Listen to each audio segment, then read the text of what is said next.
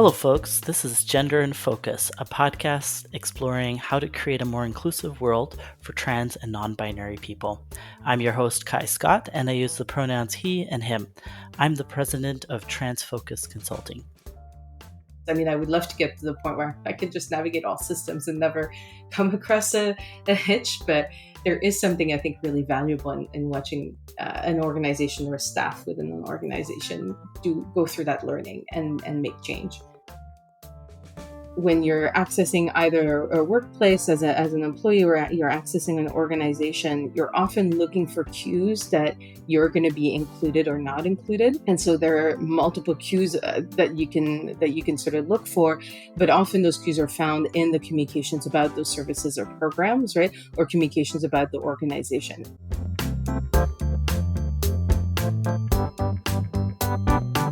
As frontline staff, do you ever feel stuck between wanting to do the right thing and being held back by outdated systems? You're not alone. In this episode of Gender in Focus, I'm joined by a special guest, Hélène Frohard-Dourlent, a community organizer who has researched and worked in different large institutions over the years. And we're going to dive into the frustrating but navigable gap between intention and infrastructure. Whether it's a clunky data field or gendered washrooms or programs that don't quite fit everyone, we unpack how staff can offer real care to trans and non-binary people, even when structures fall short. Tune in as we explore practical and respectful ways to bridge the gap and advocate for the changes that are necessary, and starting right where you are before any long-term changes are made. So I'm really excited to be joined by Hélène here today, and I'll just get you to introduce yourself a little bit more to the audience. So yeah, feel free to share more about yourself, Hélène. Sure. Hi, Kai. It's nice to see you for this opportunity. Like you said, my name is Hélène Frohard-Dourlent. I use primarily the pronouns they, them, but I'm okay with some feminine she, her as well. I grew up in France, where the language in particular is a real barrier to kind of even thinking non-binary existences. So that's always something that's kind of alive in my mind. And especially as I think about organizations and kind of making that jump from awareness to action, right? Really important. I've worked on the topic of gender and sexuality for a really long time. I started out kind of more on the educational side of things, doing workshops, at the time, a lot of anti-homophobia, trans 101, that sort of stuff. And then sort of later on kind of pivoted to being more interested in how organizations really create the conditions for inclusion, or sometimes actually limit the possibilities of inclusion. And exactly the topic that you were kind of starting to touch on is like, what happens to the people who are working within these systems that often have a lot of good intentions and really want to be doing the right thing, but find themselves kind of limited by the organization within which they work. So that's really that kind of piece around organizational change is really where I'm interested in right now. And it's so pivotal that you've got that kind of front row seat to how organizations evolve and how staff are brought up to speed, or even the lack of support of staff. And that's where I feel like a big heart for people who are on the front lines trying to figure things out, scrambling, and not being supported by organizations, usually unintentionally. It's not like organizations are wanting to throw staff under the bus, but it just kind of works out in unfortunate ways, and also has impact on trans and non-binary folks. So, and of course, we've also done quite a bit of work together as well as part of Trans Focus, and always very excited when you're involved because you provide such a really important fine tuning of things and try to create those creative solutions that help unlock things in organizations. Always appreciate your work and your involvement. I'm curious, kind of the first question that I have is just to set the stage for folks. If somebody's not a frontline staff, they may not be fully aware, or even if they are frontline staff who perhaps haven't encountered trans and non-binary folks or that they've known of, what are some of those structural limitations that we were, or both of us were alluding to, that trans and non-binary folks encounter within organizations, and why do they matter? Yeah, thanks for that question. I think it's really important to kind of set the stage so we're clear about what we're talking about. And I kind of see sort of three major buckets when I think about structural limitations for trans and non-binary folks. The first one, which tends to be, I also trained as a researcher, so I really like this one, but I get that it's a bit of a nerdy space. It's the space of data collection, management, and records for people. And so that's everything from gender markers, right? So often when you're working within an organization, or even sometimes when you're signing up for programs, you're asked, what gender you are, essentially.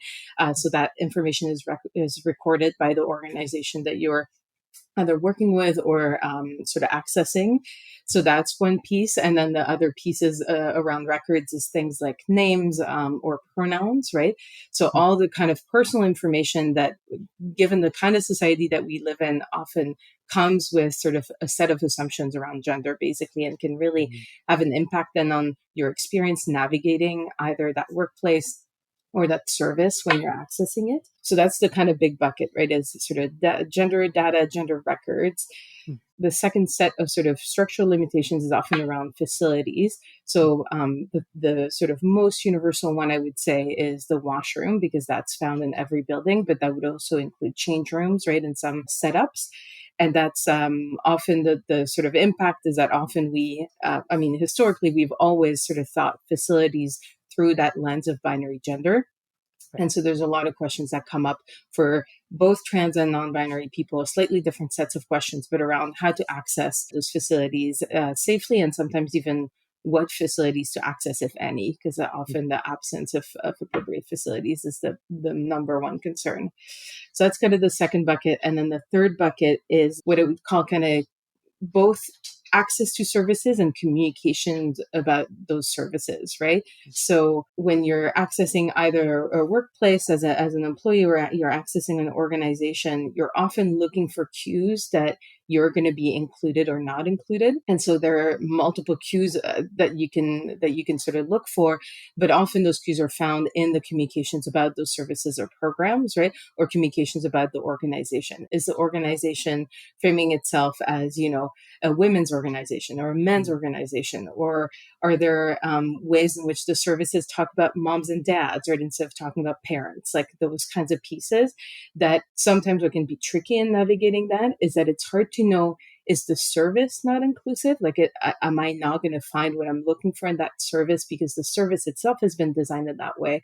Or is it just that the organization is communicating about that service in a way that doesn't make it clear that it is for everyone, right? So I think of a lot of, I'm a parent now, and I think that's a really sort of telling space, because often services is framed as being for moms. And actually, when you talk to the organizers, the space is open for any parent, but they're not advertising it that way. And so as a non-binary parent sort of trying to access that, I don't know, like, am I going to walk into the space and be totally welcome? I just had to get over the fact that the sign said, mom and tot or whatever. Or am I going to walk into that space and suddenly everyone's going to be like, what is this person doing here? Right. So that's kind of the third bucket that I see, is like services, and then access to the services through communications. Wow. Yeah, that's such a thorough picture of some of the common sticking points for trans and non-binary folks, and how, especially staff involved are then at the forefront of that, whether it's Mm-hmm. miscommunication, like you mentioned, or an oversight, or something that the organization is working on, but maybe hasn't fixed just yet, right? And also, I'm curious to hear from your experience, especially over the years that you've worked on systems and facilities. Can you give us any insight into the length of time it takes to update systems and spaces? And I think sometimes people are a little bit surprised by the answer. So I'm curious just what you've seen over the years that you've worked on these issues. Yeah, it's a good question, because it's a hard one to answer, first of all, because it depends so much on the organization.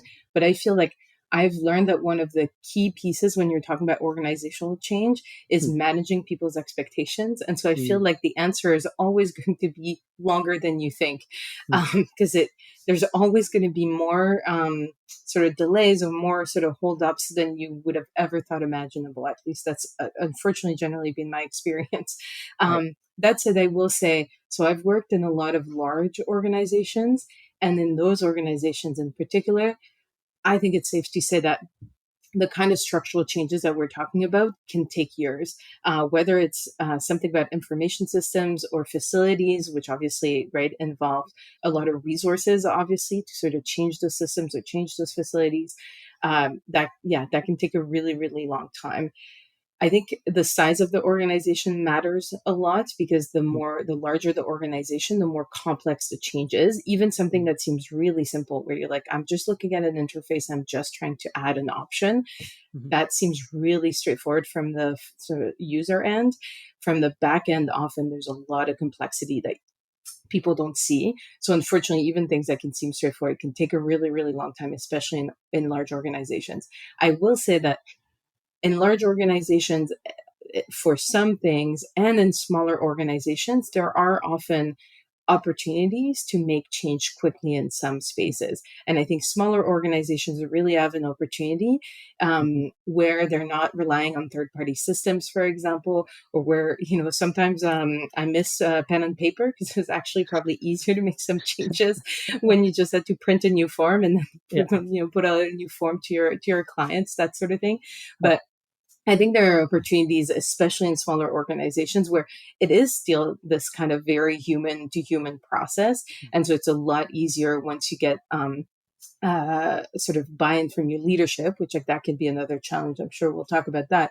But if Mhm. you have buy-in from everyone in the organization, then change can happen. I would still say often it can take months, but it can happen relatively quickly. I think in a large organization, what's challenging is even once you get sort of buy-in from everybody, you have some real structural limitations in terms of how Mhm. fast things can move. Mhm. Absolutely. Yeah, thank you for describing that, because I can imagine, and we do hear from community members or even allies who, on the outside, it looks like a stalling mechanism almost, Hmm. or it can feel that way, especially if the need is very dire. And I understand that kind of response. And then just being on the back end involved, and with Yeah. organizations trying to unpack these things, their downstream effects to changes, and Yeah. mapping those all out to make sure that nothing kind of goes awry or off the rails based on one change in the system, and it refers to different places, especially if you like a central information system that then refers to a bunch of applications, right? Hmm. There is the buy-in piece as well, to socialize this among leadership, and if there's different departments or faculty, or different even unions, that Hmm. can add just so much more time to bring them all along. And I will say that I opened by saying, I came from sort of the space of education, but organizational change and education really come sort of together. To your point, if there isn't buy-in across the organization, you can make all the changes to a system that you might want. People are not going to be able to actually take that up and actually communicate that change or enact that change in a way that feels meaningful and transformative to people, to whether it's users, clients, patients, or potentially even employees. So I appreciate that you kind of flag that education piece has to come with, right. Yeah. That it's not just about the structural change, but there's actually a cultural component to it, Mhm. almost, in a sense, right? Because it is sometimes a different way of approaching or thinking, even if it's adding to, and we'll get into this, but say a first name field, to have people know, okay, there's now a chosen first name and a Yeah. legal first name, and we want staff to refer to the chosen first name when interacting. It's a different approach mentally, because we are so used to looking at legal name as the, you know, Go to. written in the Yeah. sky for all time name, right? Absolutely.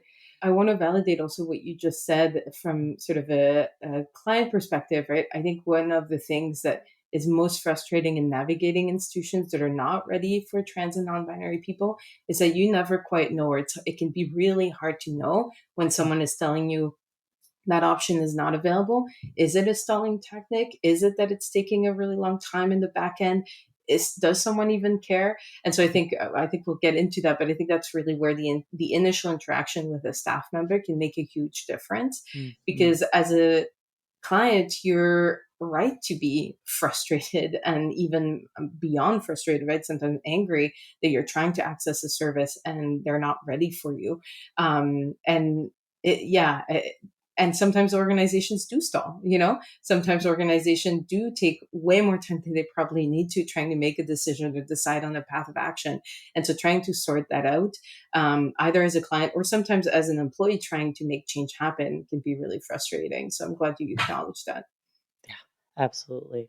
There's so many variables involved, and you know, hesitation is a big thing among organizations where it Hmm. feels like they're taking a big step. Oftentimes, for some, it's a small population, especially if there are costs attributed with it. It's like, Hmm. why are we doing this? And the rationale has to be really carefully explained through the organization, and that one takes time, but it can take too much time too, right? Yeah. Where it's just like at some point you just need to jump and Yeah. trust that you have wings, right, to fly, so to Yeah. speak. I'm curious. You did mention how frontline staff respond to trans and non-binary folks, whether clients or coworkers. If there's something missing in a structure in a facility, that being an important moment. And oftentimes, I think that's lost on either organizations or even frontline Right. staff. What's at play and the importance of their response, even if there's limitations. And so I just wonder if you could describe how frontline staff can respond. What are some of the options available to them in these moments? I appreciate it's not the most comfortable moment, right? But there are options available to folks. Yeah, absolutely. And so for me, one of the key pieces is sort of in that initial interaction when someone is mentioning, either they're asking questions about something and it's missing, or they've noticed that something is absent. I think what's key in that moment is to welcome that feedback. And I think that's Mm, hard, especially if that feedback is provided in a way that's not always, the most kind or the sort of yeah, the most gentle, because the person might be quite frustrated, might be quite elevated. Almost always that moment isn't actually about you as a frontline worker. And that's not to say that you don't deserve to be treated with respect. Obviously, that's key in an interaction as well. And so I think it's absolutely fine, obviously, to ask that, the person talk to you respectfully. But to really make an effort in that moment to kind of see past however the person is providing you that feedback to hearing what that person is trying to say. mm, And also, if you can, to sort of have compassion for the fact that if the person is coming to you in a really elevated manner, with some anger, some frustration, it is most likely because this is not the first time that day, that week, mhm, that year, that this person has encountered either exactly the same problem or a very similar kind of problem. And so for you, this is new information. This is a new interaction. For that person, this might be the same feedback that they've had to give to 10 different organizations in the mm, past month. And so there's really where I've seen sort of interactions sort of fail or actually come to a place of understanding is really in that ability of the frontline person to understand this is important feedback and there's a reason why the person is elevated. So really validating that frustration, that anger, recognizing that there is a limitation that they've identified mm, is like, I think the number one thing that you can do. And mm, then I think what's tricky is it depends a little bit if the interaction, if this limitation is new to you, or if this limitation is something that you're aware of. right. If you're aware of that limitation, hopefully you've had chance with coworkers, with your leadership to talk about what are some options that are available instead of the person's preferred option. They might not be great, and you can acknowledge the limitations of those other options. But if you at least can provide some options, you're providing some ability for the person to make a choice that feels okay to them, right? It Mm, might not be, again, the best choice. It might not be what they wanted. And they might still choose to walk away because it's not good enough. But at least you're kind of giving them a bit of power back by saying, mm, here are some options that are available to you. If this is the first time you've heard of this limitation, I think that's even trickier. And I think mm, what I would say is often the best thing is to um, take the concern seriously and say, I'm going to bring it up, basically. right. In the moment, I would maybe I want to be really careful around that, because I'm very aware of the fact that we can ask trans people, trans and non-binary people, to do quite a bit of extra labor. Right. So I don't want to suggest that that's a go-to. I think there are situations where it might be appropriate to say what might be something that would feel like a satisfying sort of option to you right now, and brainstorm, so to speak, with the person to think about, okay, here's, I know the building and you know what you need. Let's think together if there's an option here. But like I said, I would be mindful of, first of all, where the person is at. Do they seem like they're in a place where they're wanting to make a contribution, or are they just looking for a solution? And maybe, maybe if you have a previous relationship with this person, or you have to read the room a little bit. But I do think at times, trans people also know best what's best for them. So there can be an opportunity to kind of leverage that knowledge, but like thoughtfully, and being mindful that, no one is here to give free labor. Indeed, that's such a good point, because well-meaning folks are wanting to engage, as appreciating that trans and non-binary folks know what they need, but then also putting that undue burden on them, Mm-hmm. that just adds, just an extra thing for trans and non-binary folks to have to manage or work on.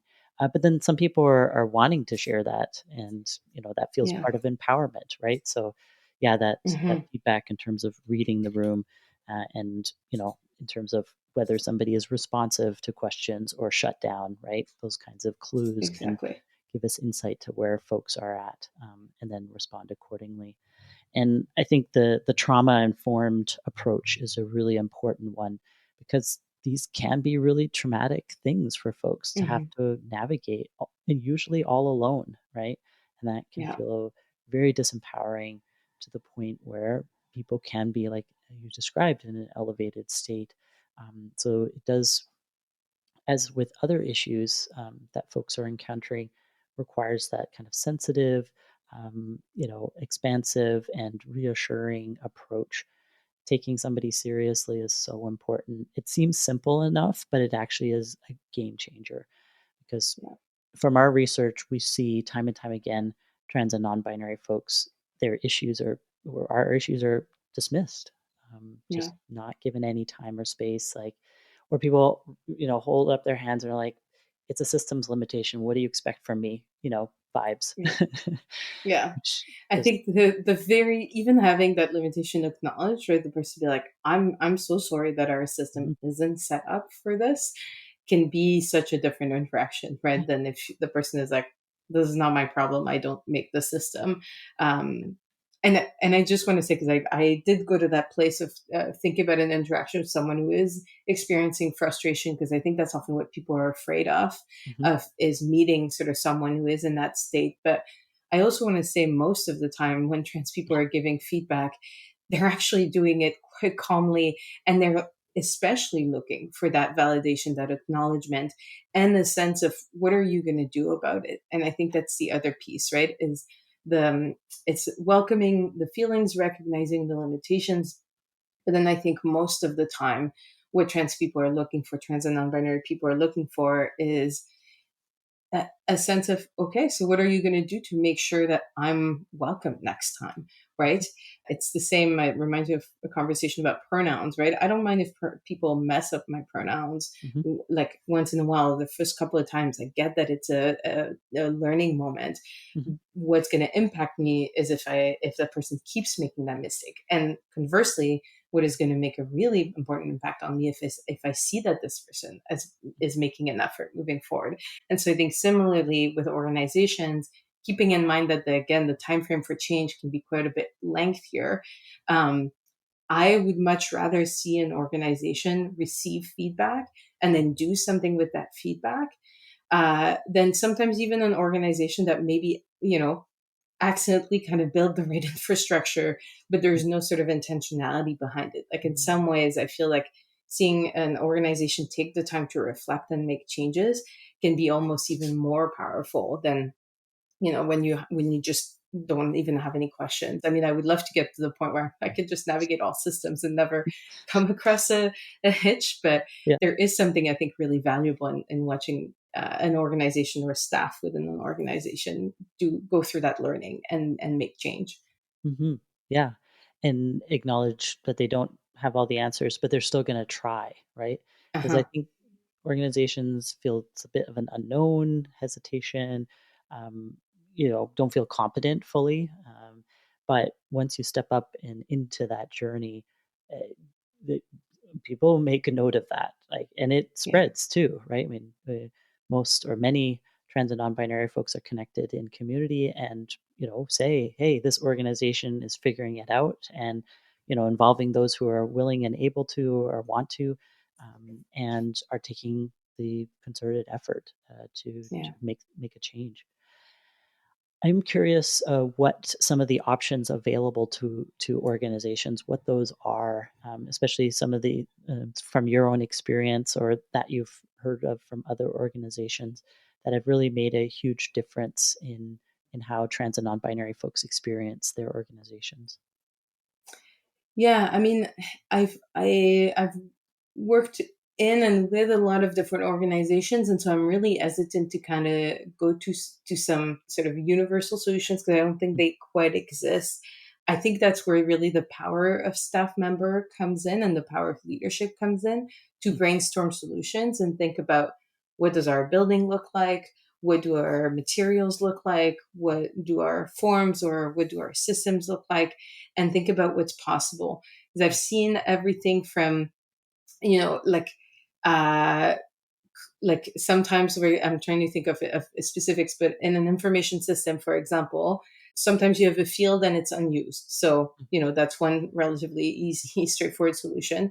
Sometimes you have a totally different field. I don't know what it might be called. I think I worked once in a place where they had a field called notes, right? mm, Where you could put someone's pronouns or name, right? mhm, And so, but then you had to teach everyone and remember, look at the notes field, because that's not an obvious thing when you're pulling up someone's profile. You could have, in some cases, depending on what the situation is, you could have sticky notes, you could have different signs that are printed that mm, at least acknowledge some of the limitations, right? I think of facilities, for example. We've seen events, right, that reorganize for one night mhm. by re-signing temporarily all of their washrooms to be all gender washrooms. And that's done pretty easily with a printer, right? And while Yeah. you're working for potentially actually reorganizing your facilities. So I think the power here is of the collective brainstorm, Mm, and just kind of pulling everyone in and being like, okay, what are some options that are available to us? And leave room to be creative, to try some things, and maybe go back and say, you know what, we tried that, but actually that was really clunky. mm, Let's try something else.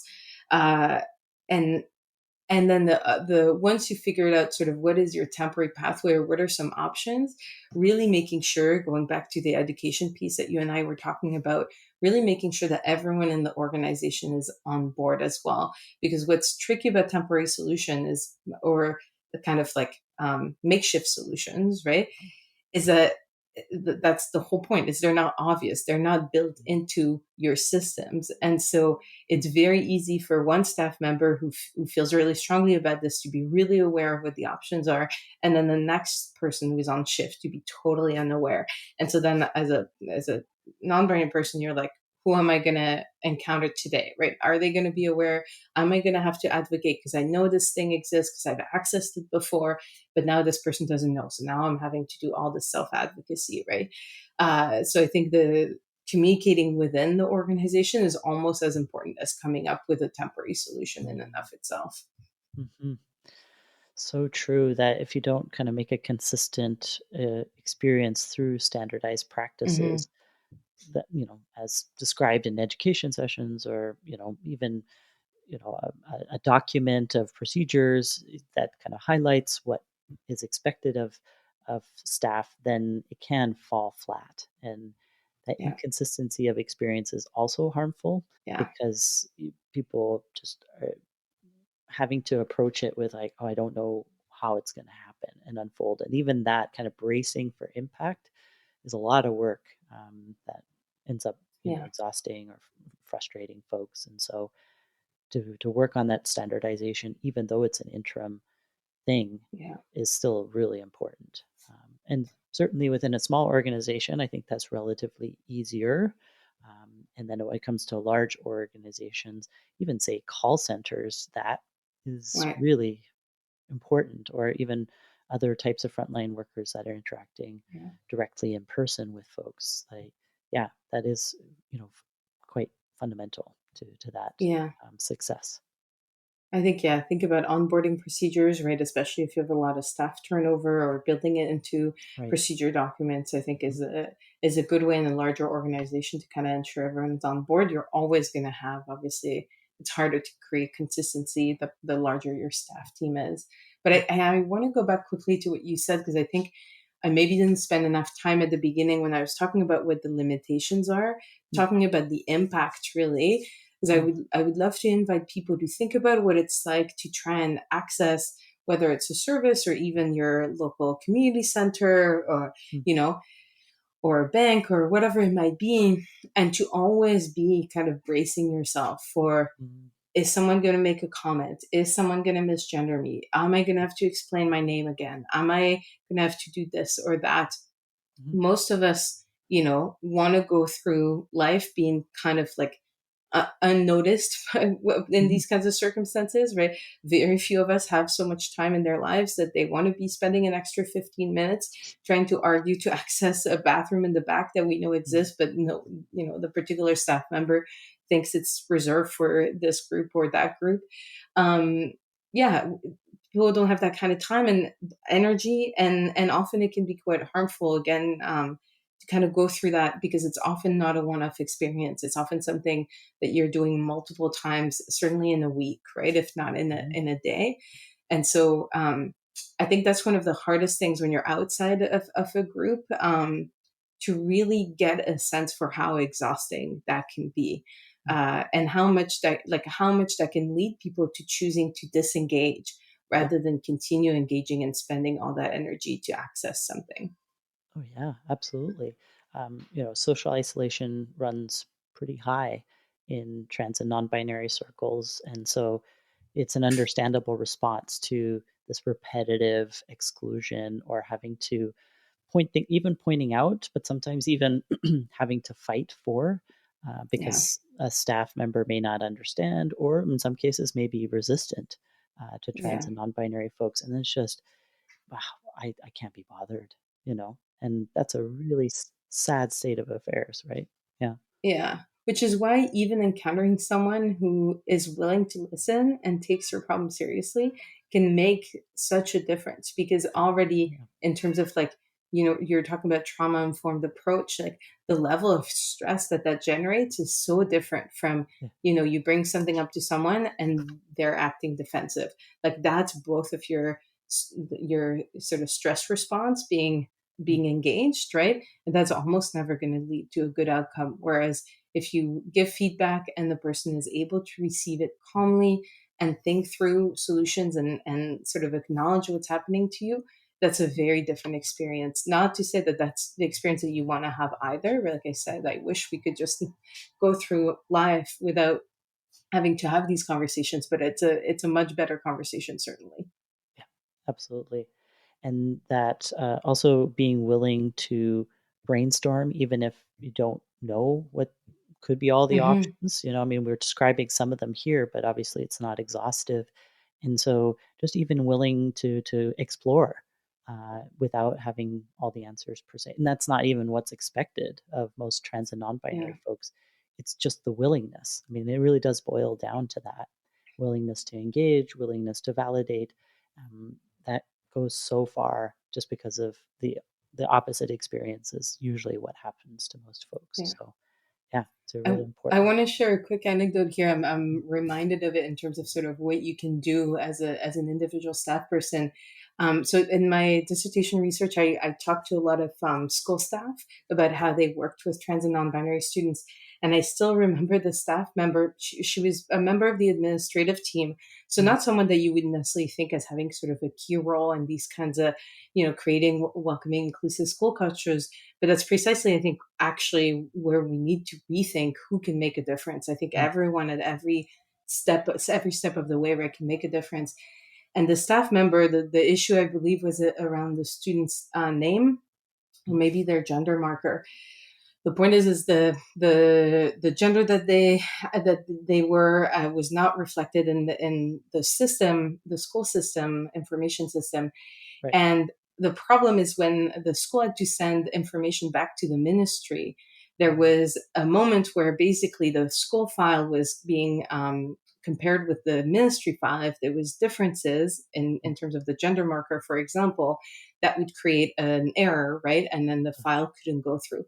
And so this administrator, for I think years, because this young person came out quite early, every time that she had to send that file to the Ministry of Education, would go in, manually make the change back to what the ministry record was, send the file, and then immediately upon getting confirmation that the ministry had gotten the file, reverted back to make sure that then the kid wasn't being misgendered or that class lists weren't being printed with the wrong gender. And I remember talking to this person, and she was so committed to the fact that she had this like really key role to play for this young person in their life. And that was a really beautiful moment. She wasn't going to change the Ministry of Education and whether they were able to accept a non-binary gender marker or change the gender of this young person in their file. But she was able to come up with a solution because she knew the system. She was the one doing this interaction all the time, right? I couldn't have told her to do that. Probably not even the principal or vice principal knew enough about that process to be able to suggest, hey, could you possibly do this thing, right?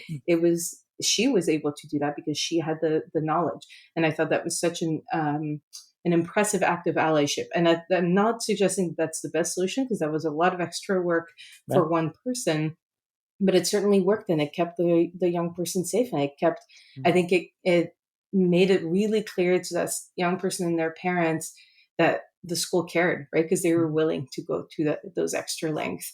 So anyway, I was just thinking about that anecdote, and I've always thought it was such a cool example of just how much anyone can do, basically. Mm-hmm. Yeah.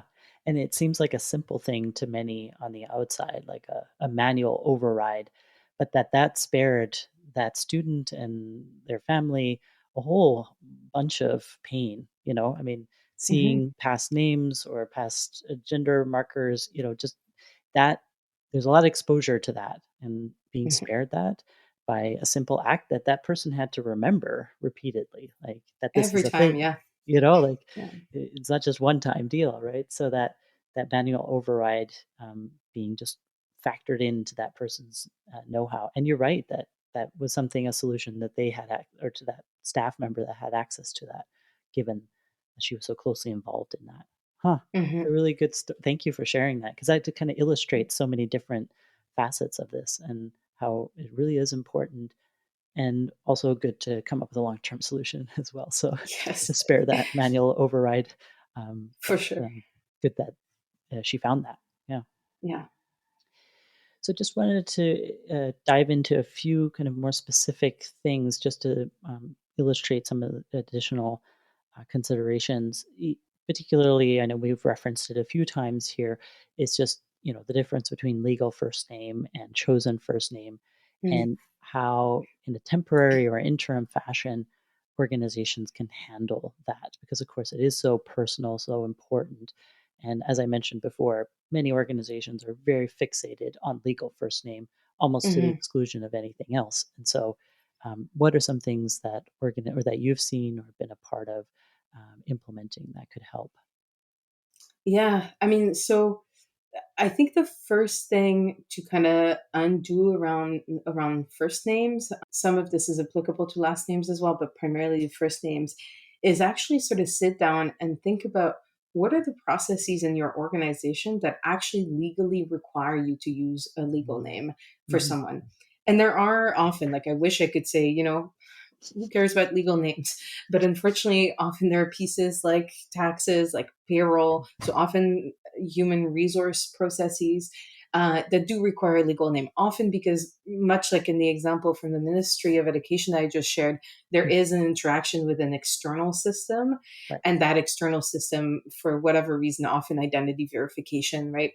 Mm-hmm. Requires the documentation to sort of match what you have on your government ID. Mm-hmm. And so I would say my first suggestion would be to do like a very sort of honest and scan of what are the processes that require a legal name, and really ask yourself, do I think I need it, or do I actually need it? And what I mean by that is that outside of HR processes, often managers, for example, assume that they need the legal name of their employees. I'm not convinced that that's the case. Mhm. As a manager myself, I feel like I can't think of a single instance where I would have to know someone's, government ID, legal name. I'm probably given that information far more often than I want it, frankly. Mm, But I don't actually think that I need it in order to perform my job correctly, right? mm, and and so yeah, so I would say even just sort of shifting that mindset by being like, okay, why are we using legal name in this situation, and having to justify the use of a legal name mm, instead of historically. I think what's always happened is what you're describing. The legal name is the default, it's everywhere, and then it's kind of like the employee has to argue to use the chosen name in some circumstances, and yeah. they have to kind of justify why it's not risky or it's not a problem to use the chosen name in X, Y, or Z circumstance. And so I'd love to see organizations sort of flip that Mm, and be like, let's just assume we can use a chosen name. And then where we're required to use a legal name, obviously we're going to do that. And we can do that in ways that are mindful of the fact that this is a piece of information that's actually quite private for people. mm, And so that might mean in larger organizations, that might mean changing permissions based on roles, right? And only giving access to that information to central human resource roles that, first of all, interact directly with the person very little. So them having access to that private information is less likely to lead to mm, things like misgendering or misnaming, right? But also they actually genuinely need it for their to actually perform their roles properly. Um, and really sort of approach then sort of anything that has to do with day-to-day communications, interactions, as an opportunity to reinforce the person's actual name. We do it naturally all the time, right? With sort of nicknames, like even Elizabeth being shortened to Liz, right? mhm, mm, You don't really have to think about that. Like you will often refer to this person as Liz, kind of no matter what's happening. right. Even probably in communication to the HR person who knows that this person is called Elizabeth because they have the file. Huh, So I think it's just kind of taking that same approach with trans folks and saying, unless someone is telling me I have to, there's no reason for this legal name to show up anywhere. It's what can be really tricky. And I think organizations have to pay attention to that, especially when they're larger, especially when they're working with sort of multiple layers of information systems, is that there is historically a tendency for the legal name to be prioritized, essentially. So whenever yeah. the central system has to communicate to other systems, Mhm, almost systematically, it's that sort of legal name information that's transferred. And so I think you were alluding to that earlier when you're shifting either your approach or sort of starting to use a chosen name field. There's often a lot of implications there, and trying to think about, okay, how do I make sure that the right information is then being transferred to all the sort of downstream systems to make sure that that experience from that person is consistent. Because again, to kind of reinforce a point you made earlier, it's I wouldn't say that it's worse to be sort of in that inconsistent space, because I mm, think it is better to see that an organization is trying, right. but it's incredibly frustrating when you think a problem's been fixed, it's been fixed in this one system, and then you Mm, have to log into this other system, and then suddenly here goes your legal name again, right? To feel like, okay, back to square one. I have to right. re-email my HR manager, and I have to, or my supervisor, I have to be like, this is a problem, right? That can be really discouraging as a cycle. And so as an organization, if you're in a position where you're able to kind of make that systemic change, to really be thoughtful about sort of the full Mm, life or the full employee experience, right, is really key. mm, mhm. Yeah, such good points about first names and some of the nuances and challenges, and the kind of flipping of the usual way of approaching things with, prioritizing chosen first name.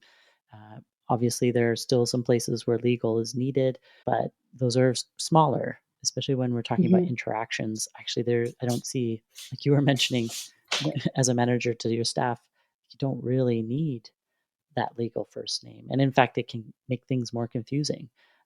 Yeah. For staff are like, just tell me what name to use. Even if you're in a role, like I said, you're that HR, manager. I've seen this. One of the universities that I worked in, it was the folks receiving mail in one of the student residences. Like they had to make sure that the name matched, and so Mm, sometimes it meant asking for the legal name. But you can do that in a way that still uses the person's chosen name. Do you know what I mean? You mm, can ask to see a piece of ID, or you can ask the person to step aside and be like, I'm going to ask you a bit of an awkward question. Like you can do that in a way that minimizes the impact of you having to use that name. So, absolutely. And that's a really good point that I think we just want to spend another beat on, because oftentimes, people think that names, first names are, especially legal names, are public, and that it's right. okay to, blurt them in a loud public space or, so this pulling somebody aside, I think, is a really important step in that, Mhm. because if you're going to talk about a legal name that is different from a chosen name, the difference between them can be gendered and outing in some way. Yeah. Yeah, it would just, if you could speak to that a little bit more, why it's important to, step aside, and even, if there's not a field for a chosen first name in a system, what are some things that staff can do? Yeah, I mean, if there, so the importance of stepping inside first, I think, is really about showing that care that we were talking about earlier, right? It's kind of communicating, kind of going that extra step and communicating. I see that there might be an issue here and it might have an impact on you, and I want to be supportive rather than sort of blaze through sort of our interaction to get to my next thing. So I think that can really help someone feel seen, feel cared for. And it might be sometimes that it's, over the top, that the person's like, oh yeah, I'm sorry, that's just like an old name that I don't use anymore. But it's better to have that, like the impact of that interaction is basically null, right? Compared Mhm. to what you might have helped someone avoid if you don't do that with someone for whom it really, really matters. Yeah. Um, in terms of what to do if you don't have the space in the information system, it's really tricky. Again, it depends on the size of the organization, I think. In a small organization, I think you could very easily kind of find ways to let everyone know, hey, this person goes by a different name. Find a way to either record that information Mm, somewhere that's private but visible to all staff, or make sure that there's enough awareness kind of amongst the whole team. um, with a larger organization, the most successful thing that I've seen is what I mentioned earlier, is the use of a different field. It's mm. still very awkward because often I remember one instance where the staff member had to go to page 2. Basically, they had to look Oh, at like a different tab in order to find the name, which is obviously not what you're going to do instinctively. no. um, but at least the information was there. So given the size of the organization, Mm, they couldn't have expected everyone to kind of remember this. um, Sometimes it's about also sort of working on scripts around welcoming people mm, that sort of take out the name from the initial interactions, mm, right? mhm, So I could see, I know I've seen this done a lot of in email communications, finding the balance between sort of personalized messages mhm, that say, hello, Hélène, versus like a message that just says hi, or like to all student advisors or whatever it might be, right? mm, That for sure it's less personalized, but I would much rather receive a message that's non-personalized than a message that's misgendering me or misnaming mm, me, right? And so I think it's also kind of weighing sort of, yeah, where your organization sort of where the values are at, or how it is that you want to think about your communications. mm, And so similarly in interactions, I think encouraging people to be mindful of gendered language and not default to gendered language when they meet someone, or mm, find ways to be polite and respectful that don't rely again on sort of these gendered words or tropes that we tend to use, and finding ways to treat names kind of thoughtfully, especially if you know that there is a limitation in your system, right? If you have a mm. chosen name, then great, rely on that field, right? But if you know for a fact that that's kind of a limitation, and it's good to do it kind of systematically rather than try and be like, this person's coming up to me and they don't look like the gender that I think they are based on the Mm, name that I'm seeing. So for them, I'm going to try and do something a bit different. That's almost always going to be awkward mhm. and like feel a little clunky because you're not used to using that non-gendered language, or you're not used to having to avoid someone's name, right? Right. So finding practices that you can kind of apply universally that are going to be inclusive, in my experience, often works better. It ends up feeling more natural than sort of trying to sort of spot, like, Mm. change things, right? Mhm, mhm, and invariably, you miss people who, Absolutely. look feminine or masculine or, whatever the thing that somebody is using, and so the universal approach just, captures everyone, and, you can then go forward with whatever they share. And for Yeah. me, I we do encourage folks to ask a universal question, "How should I refer to you?" And, Yeah, as a way to open it, assuming that there may be ways that people want to be addressed that aren't captured in the system, right? And that totally. could be, I mean, obviously we're talking about trans and non-binary folks, but apply to folks who are not, right?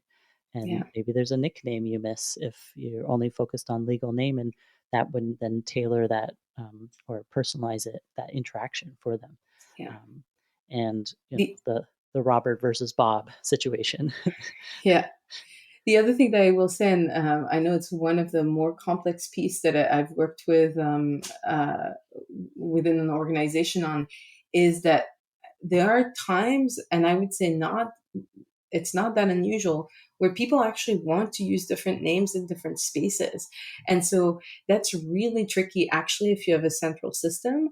Mm, Even if you think your central system is great because it prioritizes chosen names and it shows chosen names everywhere, there are circumstances where someone, either for safety reasons or for comfort reasons, mm, wants to use a different name in certain spaces. And so what I appreciate about, asking the question when you're having an interaction with someone, that gives them back the choice, right? Of saying, in this space today with you, I want to be known as mhm, X, right? Instead of sort of defaulting to something that looks like it might be the right thing, but actually still isn't quite meeting the person's need. mhm. Yeah, that's such a good point. There is variability there for some folks, and that is a respectful approach. Yeah. Yeah. One last question. Just wanting to go into the role of kind of internal advocacy and what frontline staff can play in an organization. Perhaps an organization is not aware or they're not committed yet. What are some ways that frontline staff can talk to leadership or other coworkers to bring this up to them and to advance things within their organization? Yeah, I think there's lots that people can do individually. I think that talking about the problems that they've encountered or that they've seen people Mm, encounter. Sometimes you don't need to have someone come tell you that there's not a universal gender neutral washroom, right? right. Or all gender washroom. You just know. So there are times where you can be an advocate even before there's an issue, and that's ideal, right? Because then Hmm. someone hasn't had to kind of suffer through the whatever limitation in order for that limitation to get highlighted. Uh, and so I think that role of sort of like bringing up the issue, sharing information, that alone can be so powerful, because most of the time people don't realize the impact that these limitations have, right? Either they don't realize the intensity of the impact Mm, or the frequency of the impact, right? They don't have that mindset of, oh, this person is not just encountering this with us, or yeah, or like they don't realize that it's something that comes up every single time someone registers, right? That kind of thing. mhm, um, I think it's really important to bring it up to leadership, right? So as much as possible, as much as you have the power, because most people who are in a position to notice or be told about these limitations are not the same people as the people who have a chance to change the actual system or the underlying sort of issue. So raising sort of that up the hierarchy is huge. Sometimes that means going directly to your supervisor. Sometimes that might mean going through an employee resource group. Sometimes that might mm, mean going through directly to your HR manager because you have a relationship with that person and it's an HR matter. Like it can take a lot of different forms that really depend on your location within the organization and your relationships, but you can certainly do that. Um, the other thing that I want to, and I will say, so doing that, documenting those efforts, Mhm. right? So when you get a new manager, you don't have to restart. You can just be like, hey, I've been documenting these instances. Like, I just want you to be aware this is where we're at so far, instead of Mhm. feeling like you have to start at sort of ground zero every single time. Um, and the other piece that I want to mention is I think education obviously is a big piece of it. Yeah. You want people to become aware, to feel a sense of urgency essentially around Mhm. these issues so that there is motivation to make change.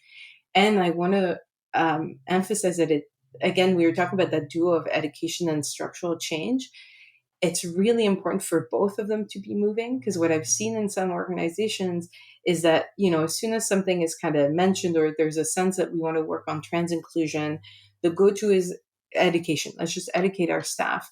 Right. And it can sometimes backfire, because what you end up is like a staff complement that is very well aware of what the issues Mm. are seeing them sort of firsthand and feel totally disempowered to do anything about them, Mm. because some of them are about interactions, right? We've talked about a lot of things that people can do in their role, Mhm. but a lot of them, they're not going to be able to make a difference. And so there's actually this sort of tension that I've seen sometimes, where if you spend too much time on education, or if you put all of your resources into that, you can get to the point where everyone is on board at the staff level, but the leadership hasn't gotten to the point where they're actually working on changes. And then it Mm. can actually feel quite disempowering for staff to be put in this position Mm. where they're often bearing the brunt of sort of the day-to-day interactions and the limitations of the organizations, Yeah. but they don't have the power to really make a change, not in a more structural and systemic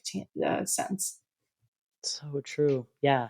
And it's so debilitating and disheartening too, right? Is Yeah, especially if you have values in an organization that are about inclusion and diversity exactly. or any number of things, caring for one another. I've seen a few different types of values, and then you're like, and then this happens, and like, and I can't even do anything or very little about it. Yeah, What are we doing? And so that kind of begs bigger questions that can distort and complicate things, versus yeah, if you do them in tandem, it's much more fluid, much more a sense of progress, even if it's not like right away. Doesn't need to be right away, but um, still being able to continue to evolve in a way that yeah. people feel excited about. Yeah. Exactly. I think staff end up feeling like they're part of meaningful change in a way Mm. that actually makes them more invested in the organization, right? And a big thing too that's come up a lot in the work that with other organizations is building trust. So building Mm, trust with staff, building trust with clients, or even coworkers that are trans and non-binary, is so pivotal for all kinds of things: well-being, belonging, but even safe productivity. Being able to advance the work that you're doing. So all of that yeah. comes together with addressing things on both a cultural and a structural level.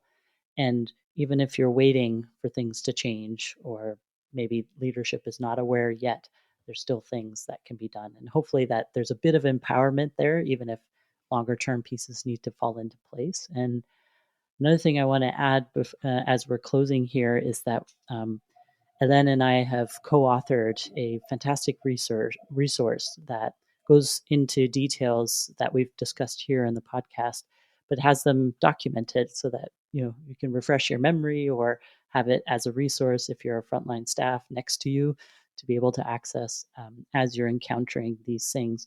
But basically goes over some of these systems limitations and what are some options available to staff. Certainly, it's not the end all be all, but hopefully, it gives some um, options for creativity and exploration in the ways that we've described. So we'll link that in the show notes. So feel free to download that and have that at the ready to hopefully expand your ability to show up for trans and non-binary folks. And then thank you so much for coming here today. I don't know if you have any closing thoughts or things that we've missed in our questions, but yeah, anything else you want to touch on? No, I think we've covered quite a bit of ground, to be honest. I know it can feel a little overwhelming when we're talking about these big systemic changes, but hopefully we've given people a bit of a sense of what they can do, and sort of the impact that they can have at that individual level, but also the power that they have to kind of be part of a larger change if they can. Yeah, it was really lovely to have an opportunity to talk about all of this with you. As you know, this is a topic close and dear to my heart, and I always enjoy a chance to discuss it. Yeah, absolutely. Thank you so much for your insights, but also practical tips and even stories to humanize this and to really illustrate the impact of things. So it's been really valuable and hopefully really useful for folks. And so yeah, with that, we'll close the episode and bid everybody adieu for now. And until the next episode, goodbye.